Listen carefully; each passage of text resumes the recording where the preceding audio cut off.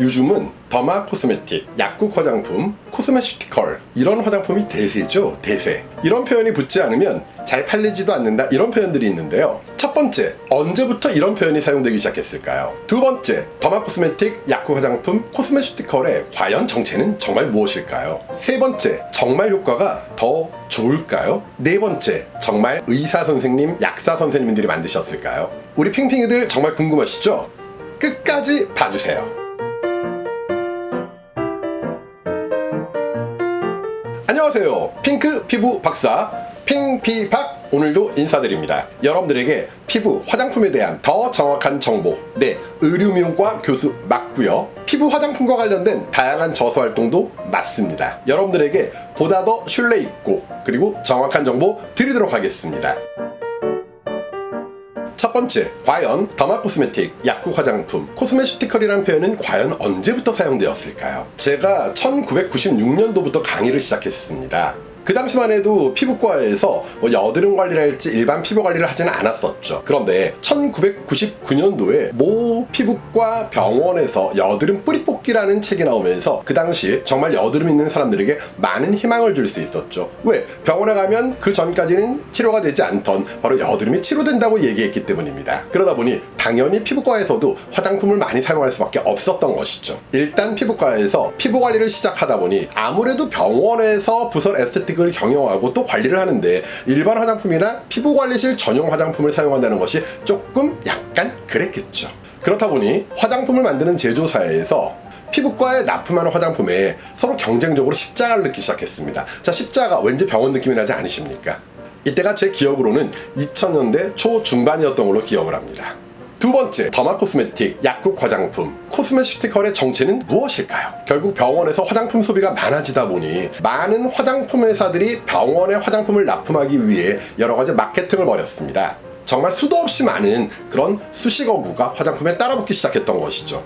일단 코스메슈티컬부터 보도록 하겠습니다. 자, 역사적으로 더마 코스메틱보다는 코스메슈티컬이라는 단어가 먼저 사용됐었는데요. 이 단어는 세상에나 네이버 어학사전에도 나와 있네요. 우선 네이버 어학사전을 그대로 읽어본다면요, 코스메슈티컬은요, 화장품, 즉 코스메틱과 의약품, 파마스티컬, 좀 표현을 멋지게 해볼까요? 파마스티컬을 합성한 신조어라고 나와 있습니다. 자, 그 다음에 부연 설명도 화장품에 의학적으로 검증된 성분을 함유한 제품이라는 뜻을 가지고 있습니다. 그런데 왠지 코스메슈티컬이라는 단어가 결국은 화장품과 의약품의 합성어적인 느낌 때문에 이것이 무엇인가 효과가 더 좋지 않겠는가 그런 생각을 하고 더 많이 소비하기 시작했던 것입니다. 그러다 보니 그 이후부터는 신규 화장품 브랜드들이 만들어지면 서로 경쟁적으로 코스메슈티컬이라는 단어를 남발하여 사용하게 되었고요. 중간 결론을 말씀드린다면요, 코스메슈티컬 화장품이나 또는 일반 화장품은 결국은 동일한 화장품이라는 것입니다. 네이버 어학사전에 나와 있는 이 코스메슈티컬이라는 단어가 의학적으로 검증된 성분을 함유한 제품을 말한다 라고 되어 있는데요. 하지만 결국 이 코스메슈티컬에 들어가 있는 화장품 성분, 즉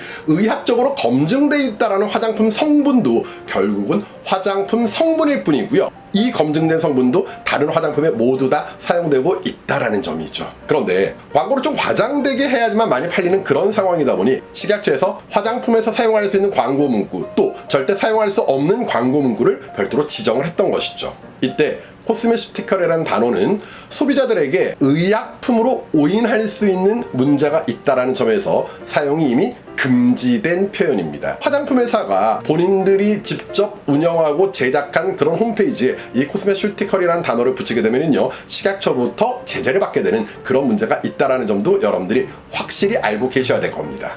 그런데 말입니다, 마케터들은요, 언제나 식약처보다 한 발 더 빠르게 움직이는 상황이죠. 코스메슈티컬이라는 단어를 사용할 수 없게 되자 다시 새로운 신조어가 나옵니다. 그것이 무엇이냐? 바로 더마 코스메틱입니다. 어떤 말의 조합인가 한번 생각해 보도록 하겠습니다. 일단 피부과학, 더마톨로지와 화장품, 코스메틱이 조합된 표현으로서 더마톨로지 또는 피부과 의사도 우리가 더마톨로지스트라고 얘기하죠. 그래서 약간은 의학적이고 또는 피부과라는 병원과 연결돼 있고, 아니면 뭐 그런 것들 다 필요 없다고 하더라도 피부과학과 관련해서 화장품을 만들었다, 즉 더마 코스메틱이라고 돼 있으니까 왠지 일반적인 화장품보다는 조금 더 과학적으로 만들어진 듯한 그런 느낌이 드는 것은 저만의 느낌일까요? 이런 더마 코스메틱만이 피부과학을 기본으로 만들고 일반 화장품은 전혀 피부를 무시하고 일반적으로 그냥 대충 만들어진 것이냐? 그건 아니라는 것이 중요한 포인트입니다. 세 번째, 코스메슈티컬, 더마 코스메틱, 그리고 약국 화장품은 정말 일반 화장품보다 더 효과가 있을까요? 아마도 후라시보 효과라고 얘기하죠. 그러니까 그냥 뭐 코스메슈티컬 또는 약국에서 팔고 왠지 더마 코스메틱이라는 이름이 있으니까 왠지 더 좋을 것 같아 라고 생각할 수 있는 그런 후라시보 효과는 있겠지만은요. 자, 우리는 여기서 객관적인 판단을 해볼 필요가 있겠습니다. 결국은 화장품입니다. 그냥 화장품. 그런데 제가 그냥이라고 해서 나쁘다는 건 아니잖아요. 화장품 분명히 우리 인간에게 도움 주지 않습니까? 더마 코스메틱이나 일반 화장품이나 모두요. 그런데 여러분, 화장품에는요 의약품 성분이 들어가지 못하도록 규정되어 있습니다. 대표적으로 항생제 또는 알레르기에 우리가 사용하게 되는 항히스타민제 같은 것들이죠. 그런데 이 더마 코스메틱 또는 코스메슈티컬 그리고 약국에서 파는 화장품은 이런 항생제나 항히스타민제가 들어가 있을 수 있다? 그건 아니라는 거예요. 왜? 당연히 더마 코스메틱도 화장품이니까 항생제나 히스타민 같은 것들을 사용해서는 안 된다는 것이죠. 또한 홈쇼핑에서 과거에 병원에서 만드는 화장품들이 많이 나오기도 했었습니다. 간접적으로라도 언급되다 보니까 그걸 바르면 더 좋을 것 같고 또 홈쇼핑에서 많이 싸게 팔고요. 일반적인 여성들은 그렇게 약간은 의학적인 느낌 또는 병원 느낌이 들고 뭔가 좀 더 과학적인 느낌이 들면 왠지 피부가 더 좋아지겠다 라고 생각하는 건 그건 어쩔 수 없는 현실이 되겠죠. 하지만 그런 것들도 문제가 되다 보니까 결국은 식약처에서 계속 단속을 하게 됐고요. 또 경고를 하게 됐고요. 최근에 홈쇼핑에서는 피부과에 들어가는 화장품 또는 피부과에서 만든 화장품을 의사랄지 병원이랄지 피부과랄지 이런 표현을 못 쓰다 보니까 이런 표현으로 대체해서 사용하고 있죠. 바로 무엇? 피부 전문 기관. 결국 식약처에서는 국민들이 의약품으로 오인하지 않도록 규정을 만들어 놓기도 했습니다. 자, 내용이 좀 기니까 한번 읽어보도록 할게요. 소비자가 의약품으로 오인할 수 있는 가능성을 줄이기 위해서 의사, 치과의사, 한의사, 약사, 의료기관, 연구기관 또는 그 밖의자가 이를 지정, 공인, 추천, 지도, 연구, 개발 또는 사용하고 있다는 내용이나 이를 암시하는 표시 그리고 광고를 하지 말 것이라고 되어 있고요. 만약 이렇게 했다가 걸리게 되면요 광고 업무 정지 1개월 또는 3개월 이런 것들의 행정처분이 내려지게 됩니다. 그러면 실제로 식약처에서 단속을 했던 행정 관련 내용을 여러분들 한번 보시도록 하겠습니다. 땡땡땡 회사의 페이스북 페이지에 의약품으로 잘못 인식할 우려가 있는 내용, 제품의 명칭 및 효능 등에 대한 광고를 한 사실이 있다 보니까 해당 품목 광고 업무 정지가 내려졌습니다. 또 다른 케이스, 화장품 어떤 제품 등 4개 품목에 대하여 의약품으로 잘못 인식할 우려가 있는 내용의 광고를 한 사실이 있다 보니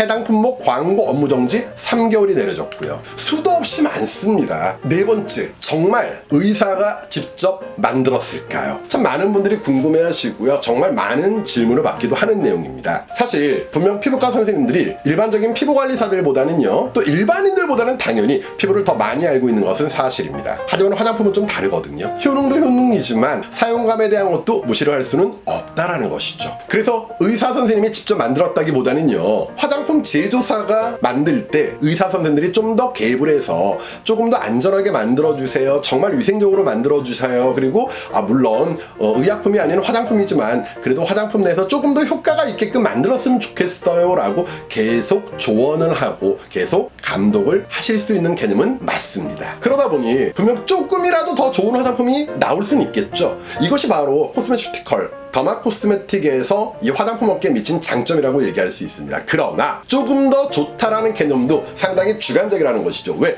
사람마다 피부 타입이 다르고요, 나이가 다르고요, 그들의 경제 능력도 다르고요, 특히 그들의 오감이 다르기 때문에 어떤 사람은 이 더마 코스메틱이 너무 좋다고도 얘기하지만 어떤 사람은 그 더마 코스메틱이 너무도 싫다고 얘기하는 경우는 비일비재하기 때문입니다. 특히 일반 화장품과 같이 화장품 원료만으로 바로 이 더마 코스메틱, 코스메슈티컬 제품을 만들 수 있다라는 것. 그럼 또 궁금한 사항이 생깁니다. 정말로 진짜로 의사 선생님이 직접 만들 수 있지도 않을까요? 가능한 일이죠. 그러면 어떤 피부과 의사 선생님이 그래서 막 실험실에 들어가서 다른 건 아무것도 안 하고 식음도 전폐하고 계속 비익화만 돌려가지고 화장품을 만든 거예요. 그렇다면 이건 정말 의사가 만들었다, 그런 표현 쓸 수 있을까요? 결론은 아니다입니다. 의사가 직접 연구하고 만들었다고 하더라도 화장품이라는 것이죠. 의약품 원료가 아닌 화장품 원료로 화장품 법규에 의해서 만들어진 화장품이라는 것입니다. 그것을 의사가 만들었다, 의사가 추천한다라고 얘기하면 자, 소비자들은 이건 정말 화장품이 아니라 의약품 아니야? 라고 오인할 수 있다는 것이죠. 그래서 이런 표현 또한 진정 의사가 만들었더라도 사용이 불가능하게 한 것이 바로 제조, 판매, 관리자 규정입니다. 그럼 우린 과연 어떤 화장품을 사용해야 될까요? 본인의 피부 타입, 본인의 주관적인 오감, 그리고 본인의 경제력에 따라서 여러분들이 화장품을 선택할 수 있을 겁니다.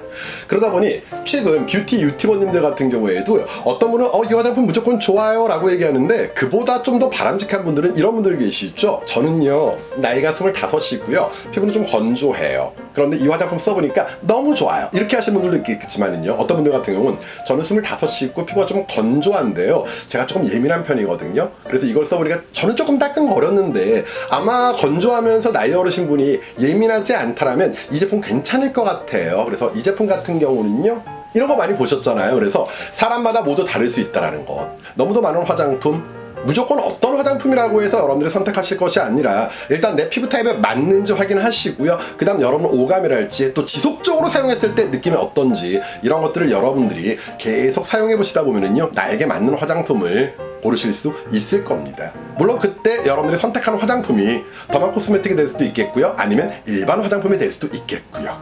참, 약국 전용 화장품도 마찬가지예요. 단순히 약국에서 판매된다고 해서 역시 일반 화장품보다 좀 더 효과가 강하거나 좀 더 좋은 그런 개념이 아니라 그 화장품 회사에서는요, 백화점, 방판, 네트워크, 피부관리실, 피부과 이런 걸 선택하지 않고 판매의 어떤 유통 채널을 약국으로 잡았을 뿐이다 라고 여러분들이 생각을 해두시면 될 겁니다.